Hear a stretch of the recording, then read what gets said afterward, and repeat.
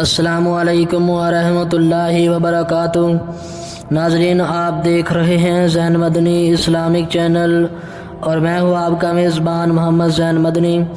ناظرین، جیسا کہ آپ کو معلوم ہے کہ ہم ریاض الصالحین ریکارڈ کر رہے ہیں۔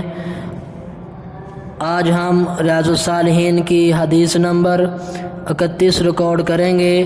آپ سے التماس ہے کہ ہمارے چینل کو سبسکرائب کریں، لائک کریں، شیئر کریں اور بیل آئیکن پہ کلک کریں تاکہ ہر آنے والی ویڈیو آپ تک پہنچ سکے۔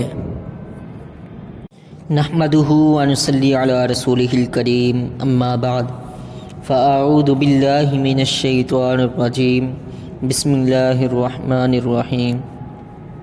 حضرت انس رضی اللہ عنہ سے روایت ہے کہ نبی علیہ السلام ایک عورت کے پاس سے گزرے جو ایک قبر کے پاس رو رہی تھی۔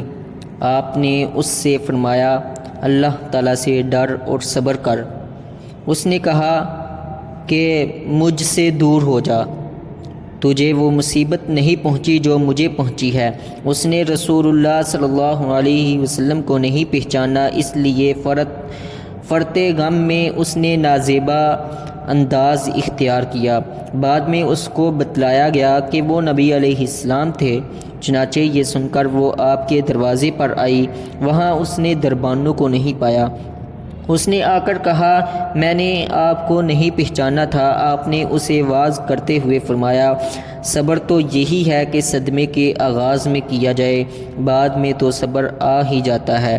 اسے بخاری و مسلم نے روایت کیا ہے۔ حافظ صلاح الدین یوسف صاحب اس حدیث کے فوائد و مسائل اخذ کرتے ہوئے پہلا مسئلہ یہ تحریر کرتے ہیں کہ اولاد کا ہونا نہ ہونا، فوت ہو جانا، تمام صورتیں آزمائش کی ہیں۔ اولاد کی موجودگی میں اس کی تربیت اور معیشت کا معاملہ درپیش ہوتا ہے، اور لوگ اولاد کے مستقبل کو بہتر کرنے کے لیے اپنی آخرت بھی داؤ پر لگا دیتے ہیں۔ نہ ہونے کی صورت میں انسان ناشکری کا ارتکاب کر بیٹھتا ہے اور فوت ہو جائے تو جزا و فضا کر کے اللہ تعالیٰ کو ناراض کر لیتا ہے۔ ان تمام صورتوں میں انسان دین کو اختیار کر کے ہی محفوظ رہ سکتا ہے۔ اللہ تعالیٰ کی ذات پر پختہ یقین ہی کی بدولت صبر کی توفیق ملتی ہے۔ دوسرا مسئلہ یہ تحریر کیا کہ وقت گزرنے کے ساتھ ساتھ دکھوں کے زخم مندمل ہو جاتے ہیں، لیکن ایمان والے صدمے کے آغاز میں بھی صبر کرتے ہیں۔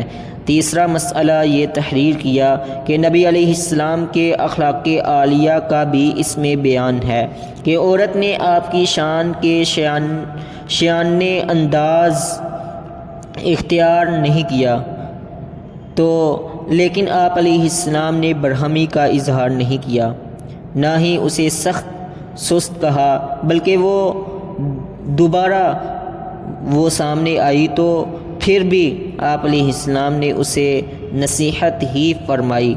داعیان حق کے لیے اس میں بہت بڑا سبق ہے۔